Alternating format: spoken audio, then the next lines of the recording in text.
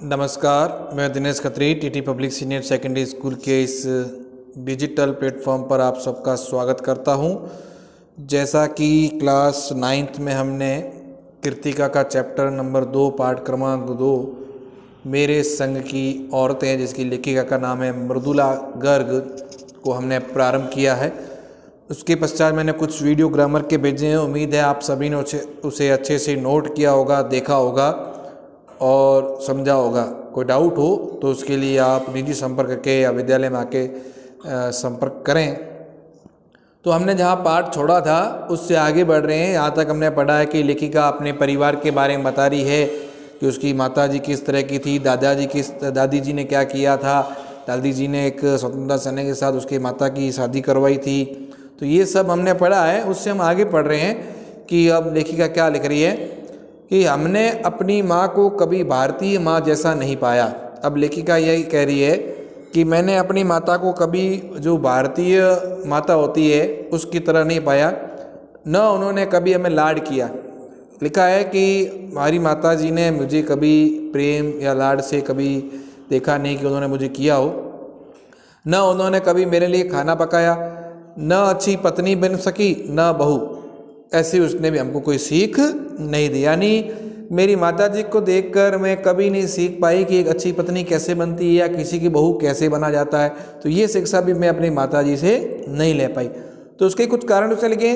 कुछ अपनी बीमारी के चलते भी हो सकता है कि मेरी माताजी है वो बीमार थी, तो उस बीमारी के चलते ये सब मुझे नहीं सिखा पाई या वो सारे ये काम नहीं करती थी जिसको देखकर मैं सीख पाई। वे घर बार नहीं संभाल पाती थी, तबीयत खराब थी तो घर बार का जो काम होता है, घरेलू कार्य वगैरह, वो भी अच्छी तरह से नहीं संभाल पाती थी। पर उसमें ज़्यादा हाथ उनकी अरुचि का था। तो ऐसा मानना कि बीमारी की वजह से ऐसा हुआ, तो उसके साथ साथ एक चीज़ उसने और कही कि मेरा जहाँ तक ये मानना है कि उनको घर के कामों में कोई रुचि भी नहीं थी। इसलिए भी हो सकता है कि वह घर का काम नहीं संभालती थी, और एक कारण ये भी हो गया कि वह उनकी तबीयत भी खराब रहती थी। उनका ज़्यादा वक्त किताबें पढ़ने में बीतता था। उसने लिखा कि मेरी माताजी है वो अधिक से अधिक जो समय है वो किताबें पढ़ने में व्यतीत करती थी। बाकी वक्त साहित्य चर्चा में या संगीत सुनने में, और वे ये सब बिस्तर पर लेटे लेटे किया करती थी। तो देखो उसने क्या लिखा है कि बाकी वक्त, यानी जो बाकी वक्त रहा वो साहित्य चर्चा में यानी साहित्य संबंधित बातों में, या संगीत सुनने में, या बिस्तर पर लेटे लेटे अपना समय व्यतीत करती थी। फिर भी जैसा मैंने पहले कहा था, फिर उन्हें लेखिका कह रही है कि जैसा मैंने पहले बताया कि हमारे परंपरागत दादा दादी या उनकी ससुराल के सदस्य उन्हें न नाम धरते थे, न उनसे आम औरत की तरह होने की अपेक्षा रखते थे। अभी ऐसा क्यों लिखा है? क्योंकि हमने पहले ऊपर पढ़ा है कि जब दादाजी इसके विदेश चले गए, पढ़ाई करके आए, तो उनका कल्चर परिवर्तित हो गया, संस्कृति परिवर्तित हो गई थी, अलग ढंग से वो रहने लगे थे। तो कभी भी दादी ने उनके जीवन में इंटरफेयर नहीं किया, है ना। यानी उनको कभी नहीं कहा कि आप ऐसे हो वैसे हो, या दादाजी ने भी दादी जी को कभी बदलने के लिए नहीं कहा। जो जैसे चल रहा था वैसे सभी जी रहे थे और काम हो रहा था, तो किसी ने दबाव वगैरह नहीं डाला।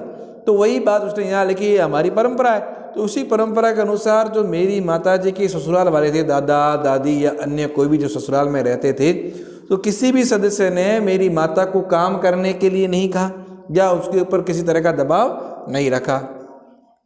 उनमें सबकी इतनी श्रद्धा क्यों थी जबकि वह पत्नी, माँ और बहू के किसी प्रचारित कर्तव्य का पालन नहीं करती थी। अब वो लेखिका ये कह रही है कि मुझे ये समझ में नहीं आ रहा था कि घर के सभी सदस्य उन्हें इस श्रद्धा भाव से क्यों रखते थे, जबकि वह तो न एक अच्छी पत्नी बन पाई थी, न अच्छी माता बन पाई थी, न वह अच्छी बहू बन पाई थी। यानी वो इन तीनों द्वारा किए जाने वाले जो कार्य होते थे उन कार्यों को वो नहीं करती थी। वो अपनी माता की बात कर रही है, ध्यान रखें। साहबी खानदान के रोब के अलावा मेरी समझ में 2 कारण आए। हमारा जो खानदान है वो साहब यानी साहब के घर का है, तो इस वजह से हो सकता है कि थोड़ा रोब वोब रखने वाले हो, इसीलिए शायद 2 कारण मेरे दिमाग में आते हैं। पहली चीज़ ये कि मेरी माताजी कभी झूठ नहीं बोलती थी, ठीक है ना। पहली बात ये उसने स्पष्ट कहा कि मेरी माताजी कभी झूठ नहीं बोलती थी, इसलिए हो सकता है कि घर के जितने भी सदस्य हैं सभी उसका सम्मान करते हो। दूसरी बात ये कि वह एक की गोपनीय बात को दूसरे पे जाहिर नहीं होने देती थी। यानी कहने की बात ये है कि यदि उन्हें कोई अंदरूनी बात, कोई गुप्त बात पता चल जाती थी किसी की, तो वह गुप्त बात को अपने पास ही रखती थी, किसी और के पास आगे नहीं करती थी या भेजती थी। तो ये दो विशेषताएं थी मेरी माता जी के अंदर। तो इस वजह से हो सकता है कि मेरे परिवार वाले जो है उसका मान सम्मान करते थे और उन्हें कोई कुछ नहीं कहता था, चाहे वो अच्छी पत्नी नहीं बनी हो, चाहे अच्छी बहू ना बनी हो, चाहे अच्छी माँ ना बनी हो, लेकिन उसकी कोई बुराई नहीं करते थे। क्यों नहीं करते थे? क्योंकि दो कारण लिख दिए।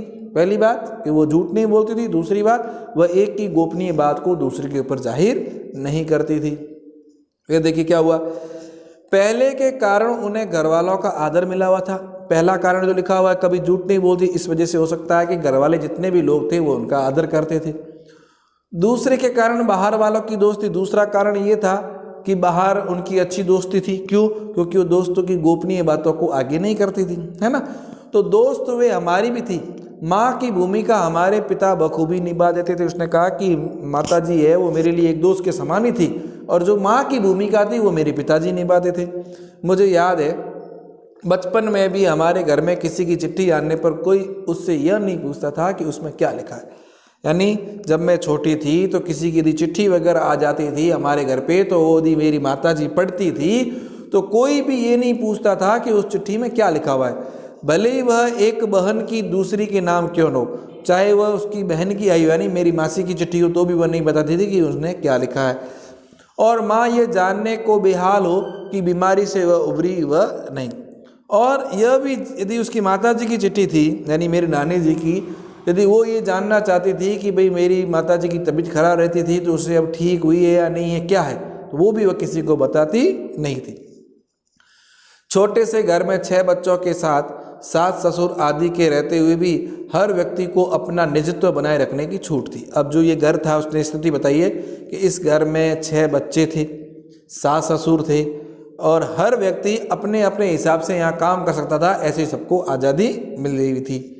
इसी निजत्व बनाए रखने की छूट का फायदा उठाकर हम 3 बहने और छोटा भाई लेखन के हवाले हो गए। अब अंत में इसमें लिखा है निजत्व, यानी सभी अपनी अपनी मर्जी के मालिक थे। उनके किसी भी निजी कार्य में, उसकी निजी जो उनका चयन कर रखा है क्षेत्र, उस क्षेत्र में कोई दखल अंदाजी नहीं करता था। ये छूट हम सबको मिली हुई थी, परिवार वाले सभी लोगों को।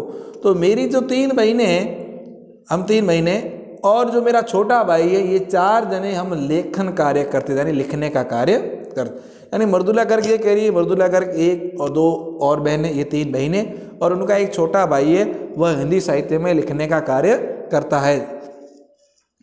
तो वो सभी लिखने में प्रवृत्त हो गए।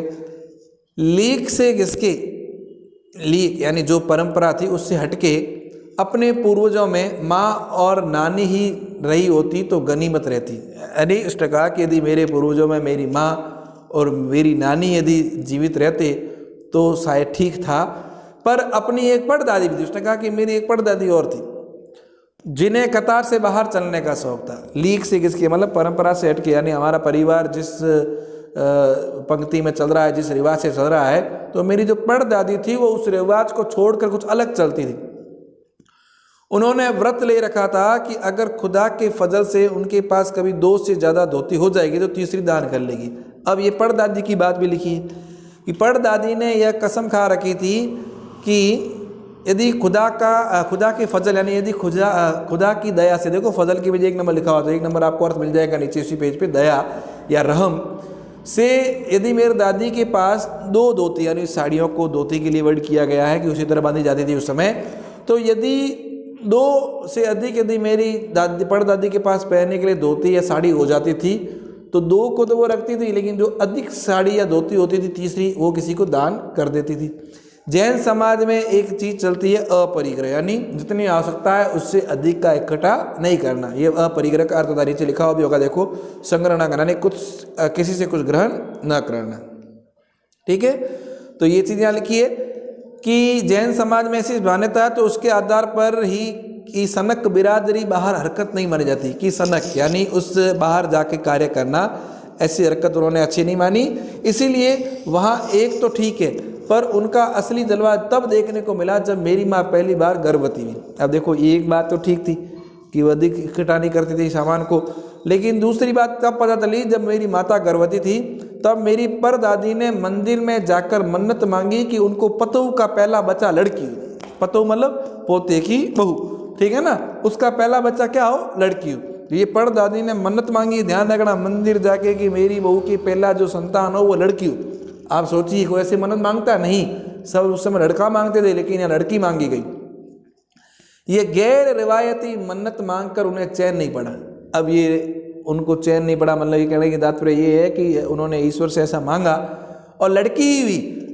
ऐसे समझे बात। तो ये वास्तव में मन्नत है वो मांगने जैसी नहीं होती है कि लड़के मांगते थे उन जमाने की बात के हिसाब से बात करें तो ये फिर भी उनको चैन नहीं पाया पड़ा। उसे भगवान और अपने बीच पोशीदा रखने के बजाय सरेआम उसका ऐलान कर दिया। यानी उसने भगवान और उसके बीच में जो बात गुप्त रखी जाती है उसको गुप्त न रख के सबके सामने बता दिया। लोगों के मुंह खुले के खुले रह गए। यानी उससे जब लड़की मांगी तो सबको आके बता भी दिया कि मैंने तो ये मांगी है। उनके फितूर की कोई वाजिब वजह ढूंढे ना मिली। उनके फितूर यानी उनका जो ये कसमकस था, फितूर था, आदत बन गई थी या जो जिद थी, फितूर को जिद कह दो यहाँ, तो जिद की कोई वाजिब कोई वजह नहीं मिली किसी को। यह भी नहीं कह सकते कि खानदान में पुश्तों से कन्या नहीं हुई थी। अब ऐसा भी नहीं था कि उन घर में पहले से कोई लड़की नहीं थी, लड़कियां पहले भी थी, लेकिन फिर भी वो बुढ़िया या जो वृद्धा है वो लड़की मांग रही है, तो ऐसा लोगों की समझ से परे था। आगे देखिए, इसलिए माँ जी बेचारी कन्यादान के पुण्य के अभाव को पूरा करने के चक्कर में थी। और ऐसा भी नहीं था कि मेरी माता जी की लड़की हो और कन्यादान हो, तो कन्यादान तो पहले भी हो रहे थे, लेकिन शायद मेरी माता जी के लिए भी कन्यादान लिखा हुआ था, तो कन्यादान का ये पुण्य उन्होंने पूरा करवाने के चक्कर में शायद मन्नत मांग ली हो। क्योंकि पिताजी की नहीं, दादाजी की भी बहनें मौजूद थी। मेरे पिताजी की तो थी बहनें, दादाजी की भी बहनें थी। हाँ, पहला बच्चा हर बहू का बेटा होता रहा था। ये बात थी कि उनके खानदान में बहू का जो पहला बच्चा होता था हमेशा क्या होता था, लड़का। तो हो सकता है कि माताजी ने इसलिए कोई मन्नत मांगी हो कि हर बार पहला लड़का ही होता है, इस बार लड़की हो जाए। खैर, माँ जी ने अपनी तरफ से कोई सफाई नहीं दी। उन्होंने ऐसा क्यों मांगा, किसी ने पूछा तो भी उन्होंने उसका उत्तर नहीं दिया, बल्कि बदस्तूर यानी वो नियम से मंदिर जाती रहती और हमेशा वही मन्नत मांगती रहती। पूरा नकुड़ गांव जानता था कि माँ जी का भगवान के साथ सीधा सीधा संतार जुड़ा हुआ है। यानी गांव के आसपास नकुड़ पर जो भी रहते हैं उन सबको पता था कि ये जो माँ जी जो मंदिर जाती है इसके तार भगवान से जुड़े हुए, यानी ये भगवान से टच में है। बेतार के तार यानी बिना तार के तार है, ये बेतार है, यानी बेतार के तार, बिना तार के तार, यानी इनका सीधा संबंध भगवान से। ये जो भगवान को कहती है भगवान की बात को मानता, ऐसा लोग मानते थे। इधर वह तार खींचती उधर तन से तथास्तु बसता, यानी जैसे ही इन्होंने कोई मन्नत मांगते और भगवान उसको कह देते तथास्तु, ऐसा लगभग सबको लगता था। मेरी दादी तो पहली मर्तबा में तैयार हो गई थी कि गोद में खेलेगी तो पोती, यानी मेरी दादी ने भी पहले ही तय कर लिया था कि इस बार भी लड़की होगी और वही हमारे गोद में खेलेगी। पर माँ जी की आरज़ू किस कदर रंग लाएगी उसका उन्हें भी गुमान ना रहा होगा। लेकिन माता जो परदादी जी ने भगवान से लड़की की जिद मांगी, लड़की मांगी, तो शायद उनको खुद को पता नहीं था कि वो उनकी जिद कैसे पूरी होगी। लड़की की गैर वाजिब जुस्तजू सुन भगवान कुछ ऐसी अफरा तफरी में आगे कि एक न दो पूरी 5 कन्या एक के बाद एक धरती पर उतार दी। अब देखो, जब वो वृद्धा हमेशा जाकर भगवान से मन्नत मांगती कि मेरी बहू के पहले पोती हो या लड़की हो, तो भगवान ने भी उसकी बात दबा जब सुन ली और अफरा तफरी मानी फटाफट इतने सारे तथास्तु कह दिए कि एक नहीं पूरी उसकी 5 कन्या, यानी एक के बाद 5 लड़कियां हुई, 4 और हो गई। ध्यान रखना, यानी ये लेखिका और कितनी बहनें हो गई, 5। एक के बाद एक धरती में 5 कन्या आ गई। भगवान को क्या कहे, माँ जी के सामने तो नामी चोर भी अफरा तफरी में आ जाते थे। अब देखो एक किस्सा आएगा एक कि भगवान की बात ही क्या करे, भगवान ने तो मान ली 5 लड़कियां भेज दी, तो घर में यदि चोर आता था तो चोर भी मेरी माँ जी की बात मान लेता था। ऐसा एक किस्सा उन्होंने यहाँ लिखा है कि माँ जी और नामी चोर का किस्सा होश संभालने के बाद मैंने जो सुना था वो चोर के दीदार की खुशनसीबी भी साथ हुआ। मतलब वो चोर अभी भी उसी घर में रह रहा था और उस चोर से मुलाकात भी हुई थी, ठीक है, लेखिका की। तो अब किस्सा क्या है, यूँ है, हुआ यूँ था कि किसी शादी के सिलसिले में नकुड़ की हवेली के तमाम मर्द बारात में दूसरे गांव गए हुए थे। अब शादी होती है, बारात जाती है, बारात में पहले क्या होता था, गांव के सारे मर्द चले जाते थे, क्योंकि शादियां जो होती थी तो इसी तरह की होती थी, अलग ढंग थे, रीति रिवाज थे, तो सारे मर्द चले गए वहाँ। औरतें सज धज कर रथ जगह मना रही थी। अब औरतें क्या करती है, तैयार होकर रथ जगह, यानी पीछे गीत गाती है, नाचती है, कोई नाटक करती है वगैरह, जो भी, ठीक है ना। नाच गाने और ढोलक की थाप के शोर में नामी चोर कब सेंध लगाकर हवेली में घुसा किसी को खबर न हुई। अब सब नाच गाने में व्यस्त है, ढोलक बज रहा है, तो सभी अपने अपने कार्य में व्यस्त है, लेकिन एक नामी चोर जो बड़ा मशहूर था उन दिनों में, वह उस घर में सेंध लगाकर ही चोरी छुप के अंदर घुस गया उस हवेली में, और किसी को पता ही नहीं चला। पर चोर था बदकिस्मत। अब चोर की किस्मत खराब थी। क्या किस्मत खराब हुई? जिस कमरे में वह घुसा उसमें माजी सोई हुई थी। अब ये बात होगी कि जिस कमरे में वो गया वहाँ माजी सो रही थी। औरतों के शोर से बचने को वह अपना कमरा छोड़ दूसरे में जा सोई। अब औरतों का शोर हो रहा था, इसीलिए उसने क्या किया था, औरतों के शोर से बचने के लिए नींद अच्छी आ जाए, इसलिए उसने अपना कमरा छोड़ा और किसी और कमरे में चली गई, और जिस कमरे में वह सोई उसी कमरे में कौन आ गया? चोर। चोर बेचारा तमाम जोग्राफिया दिमाग में बिठला कर उतरा था। जोग्राफिया मतलब पूरी ज्योग्राफी, कि कौन सा कमरा कहाँ है, पैसे कहाँ होंगे, भीड़ भाड़ कहाँ होगी, ये उसने पहले सोच लिया था और उसको दिमाग में बिठाकर उसने घर में प्रवेश किया, महल में प्रवेश किया। उसे क्या पता था कि इतनी बड़ी बूढ़ी पुरखी जगह बदल लेगी। नहीं, उसे पता नहीं था कि जो इतनी बूढ़ी या बुजुर्ग महिला है जो उस स्थान को छोड़कर, जिस स्थान पे रोज होती है उस स्थान को छोड़कर आज उस स्थान पर आ जाएगी जहाँ वह अंदर आया है। खैर, बुढ़ापे की नींद ठहरी, चोर के दबे पाँव की आहट से खुल गई। बुजुर्ग लोगों की नींद ऐसी होती, थोड़ी सी आवाज़ होती है वो जाग जाते हैं। तो उसने यही लिखा कि बुढ़ापे की नींद ठहरी, यानी ऐसी नींद होती है कि चोर के जैसे ही पाँव बजे और आवाज़ आई उसको कानों में तो माजी उठ गई। माजी ने बोला, कौन? इत्मीनान से पूछा, मतलब बड़े आराम से पूछा। जी मैं। चोर ने भी युगों की जो परंपरा चलती आ रही, कहते हैं ना, जी मैं हूँ, ऐसा जवाब दे दिया। तो माजी ने कहा, पानी पिला। जी मैं। चोर बेचारा झिझक गया। चोर ने समझा मेरे देख लिया गड़बड़ हो गई, और उसने देखा नहीं, बुढ़िया ने यही कहा पानी पिलाओ। माजी ने कहा, उसने कहा जी मैं। तब तक माजी बिस्तर के बराबर टटोल कर दे चुकी थी, लोटा खाली था, यानी उसके पास में लोटा रखा हुआ था पानी का, उसने वो देखा वो खाली था। ऐसा कर, उन्होंने कहा, यह लोटा ले और कुएं में पानी भर ले, यानी उस माजी ने चोर को काम दे दिया कि ये लोटा ले और कुएं के बाद जा पानी भरकर ले आ, पर देख कपड़ा कसकर बांधे रखी हो और तरीके से छानी हो। यानी उसने कहा कि जो पानी तू भर के ला रहा है उसके ऊपर एक अपन घर में कहते हैं ना गरना, कपड़े का टुकड़ा होता है, मटकी पे या लोटे पे रख के पानी को छान के पिया जाता है। तो उसने कहा उसको अच्छे से छान के ले आना, कपड़ा कस के बांधना। चोर घबरा गया। अंधेरे में उन्होंने कैसे जाना कि उसके मुंह पर कपड़ा बंधा है। अब चोर ने क्या समझा कि वो कपड़े की बात क्या कर रही है, मेरे मुंह पे बंधा उसकी बात कर रही है। वो तो डर गया कि अंधेरे में इसको पता कैसे चल गया। और कमर में भांग है, और उसने ये भी देख लिया कमर में क्या है, भांग। भगवान से उनका ताज जोड़ने की खबर उसे भी थी। उसे पता चल गया कि लोग कहते हैं कि ये भगवान से संपर्क में रहती है, भगवान इसको सब कुछ कहता रहता है, और ये भगवान से जो कहती है भगवान इसके वो मानते हैं। तो लेकिन चोर ने भी यही सोचा कि शायद भगवान ने इसको बता दिया होगा कि तेरे घर में चोर आया और उसके कपड़ा बंधा हुआ यूँ है, तो शायद हो सकता है इसको खबर हो गई। पर बुढ़िया भांग भी छानती होगी, एकदम यकीन न हुआ। अब देखो, कपड़ा कसकर बांध रखे तो तरीके से छानी है, मतलब चोर ने ये सोचा कि मेरी कमर में भांग बांध रखी है, वो भांग और जो मुंह पे कपड़ा बांध रखा है वो, और लोटे से पानी लेके आएंगे तो शायद हो सकता है कि ये जो बुढ़िया है वो उस मेरी भांग को देख ली और ये भांग लेके उसको छान कर पी रही होगी।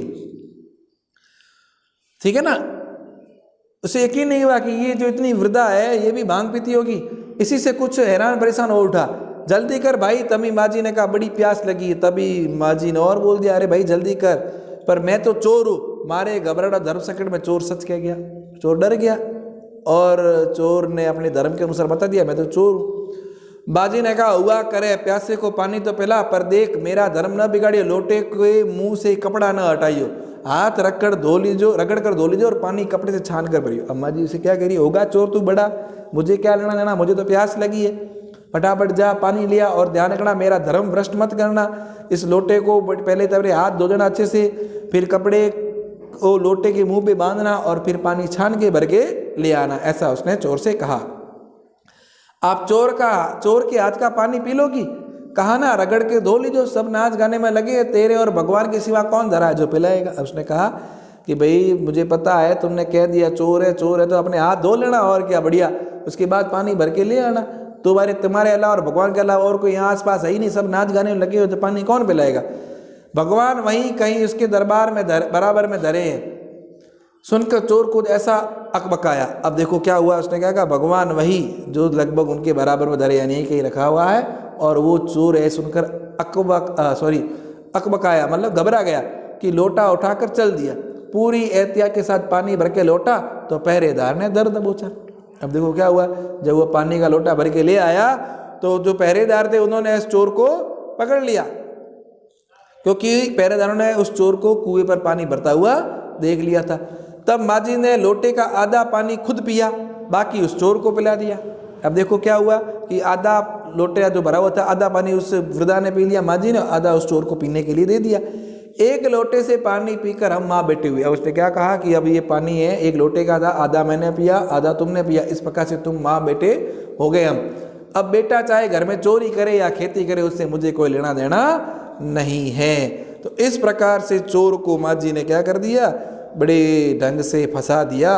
हालांकि उसने उस चोर को सुधारा भी है, वो सुधर गया है। देखो उसने ऐसा कहा था ना, अब तुम चोरी करो या खेती करो, तुम्हारी अच्छा वो करो, ऐसा उसने कहा। ठीक है, आगे देखिए क्या है। तो आगे चोर की कहानी जब उसने बताई इस तरह से थी, तो आगे देखिए क्या हुआ कि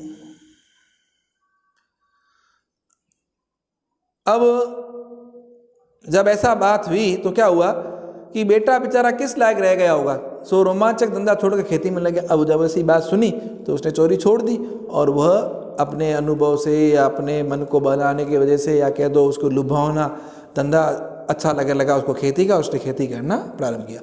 सालों साल लगा रहा बेचारा। जब मैंने उसे देखा तो बड़ा भला मानुस बूढ़ा लगा। अब लेखिका कह रही जब मैंने उसे देखा तो बड़ा भला मानुस लग रहा था, पहले वाली चोर था, लेकिन अब उस काफ़ी समय बाद, सालों बाद वो अच्छा मनुष्य बन गया। डरा डरा सा लगता था, हैरान सा लगता था। अब खानदानी विरासत कहिए ये जीवाणुओं का प्रकोप, उन दो सनकी बुढ़ियों के बीच में मैं अच्छी फंसी। अब देख लो, एक नानी एक दादी, इन दोनों के बीच मैं फंस गई। एक तरफ माजी के चलते अपनी लड़की होने पर कोई हीन भावना मन में नहीं उपजी। एक तरफ माजी ने मांगी थी लड़की, तो हीन भावना थी नहीं। दूसरी तरफ नानी थी जो देश की आज़ादी को लेकर नाहक रोमानी से रही, यानी वह देश की आज़ादी के लिए, बलिदानी के लिए हमेशा तैयार रहने वाली औरत थी। तो ये दो चीज़ें उसने बताई, दो चीज़ें, एक दादी एक नानी। ठीक है, तो आज इतना ही, आगे का चैप्टर अगले वीडियो में। और आपसे एक गुजारिश है कि आप लोग जो भी वीडियो आपको डिजिटल प्लेटफॉर्म पे मिलता है उसको पूरा देखें, उसको समझें। कोई भी डाउट हो तो उसके लिए निजी संपर्क करें या विद्यालय में आके संपर्क करें। कुछ समय से हम देख रहे हैं कि कुछ व्यूज़ कम आ चुके हैं, हो रहे हैं, तो आपसे निवेदन है कि आप सभी इस वीडियो को देखें। जो नहीं देख रहा है उसे भी आप कहें कि वीडियो को देखें। जब आप वीडियो देखोगे तभी आपके कुछ क्वेश्चन के आंसर मिलेंगे और सिलेबस होगा, क्योंकि इस बार सरकार ने यह गाइडलाइन जारी की है कि किसी भी बच्चे को क्रमोन्नत नहीं किया जाएगा। सबसे पहले उसका एग्ज़ाम होगा और एग्ज़ाम में उसके अच्छे मार्क्स आने पर या जो पासिंग मार्क्स होते हैं वो आने पर ही उसे प्रमोट किया जाएगा। इसलिए सभी वीडियो अच्छे से देखें, और जब वीडियो आपको पसंद आए तो उसे लाइक करें, शेयर करें और सब्सक्राइब करें। आज के लिए इतना ही, धन्यवाद।